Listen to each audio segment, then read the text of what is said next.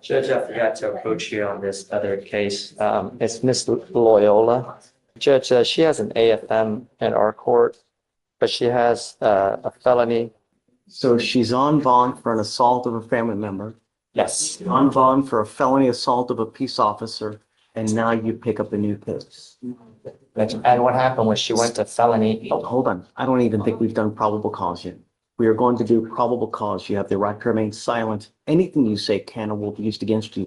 You now stand charged with possession of marijuana. You're facing up to 6 months in jail and or $2,000 fine. Thank you, Your Honor. On March 19th, 2025, a law enforcement officer observed a white Chevrolet Silverado ahead of him on the block 12600 block of Wilkland Parkway and ran the license plate through the NCIC TCIC. Registration was shown to be expired as June 2024. A traffic stop was initiated and the law enforcement officer made contact with the defendant, the driver. The law enforcement officer observed a strong odor of marijuana, and the defendant claimed at first she didn't have anything in the motor vehicle, then confessed she had marijuana and several pipes. The defendant was detained. Probable cause search of the motor vehicle was done, and the law enforcement officer located multiple marijuana pipes. The law enforcement officer located a small bag of a leafy green substance and a black bag in the back seat. It was identified as marijuana, and the bag was within arm's reach of the defendant. Total weight of the marijuana was 0.09 ounces. Since she has a license. Yes, Your Honor. It does show be Eligible or ineligible. ineligible? Not allowed to drive. You will now be signing an affidavit with me today promising me you're not going to drive. I don't give a rat's behind what your excuse is. If I find that you drive, I can have a contempt hearing. You can be facing an additional 6 months in jail and or a $500 fine every time you drive. You are on bond for 2 cases. Your first bond violation report was filed in February for you not showing up for testing, and now you've picked up a new case. I now revoke your bond on the assault case. Judge, if I may, Please. she went to felony court, and she was also revoked there. She just spent probably 4 or 5 days there. Is that Yeah. right?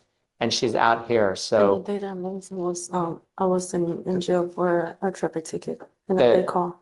I don't know if you heard that, Judge, but the day that she missed court here the first time. No, wa- I never missed the You missed test. it, that's right. She actually had texted me and she got taken into custody because of a traffic ticket. I have all that. So she was actually on her way to the testing and got picked over, and therefore she couldn't continue to make it there. So she's already been punished for bond revocation on the felony court, which she spent 5 days in jail last week. When did you get out on that? Saturday. Saturdays. And so if we take her in, I know you have a right to, Judge. It seems to me like it's kind of like a double whammy for her, especially for the fact that for that first BVR, she did honestly try to make an attempt to get there. I have the phone records for that, Judge. When someone tells me something and they repeatedly fail to recognize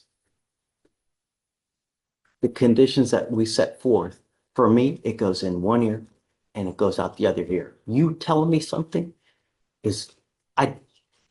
when you get out the doors, you still do whatever the hell you want to do without regard to bond conditions in this court. I'm now revoking your bond. She goes with you. Well, hold on. I need to sign this affidavit so she's not going to drive. And then she goes with you. I'm sorry, Can John, I- but it's just one thing after the other.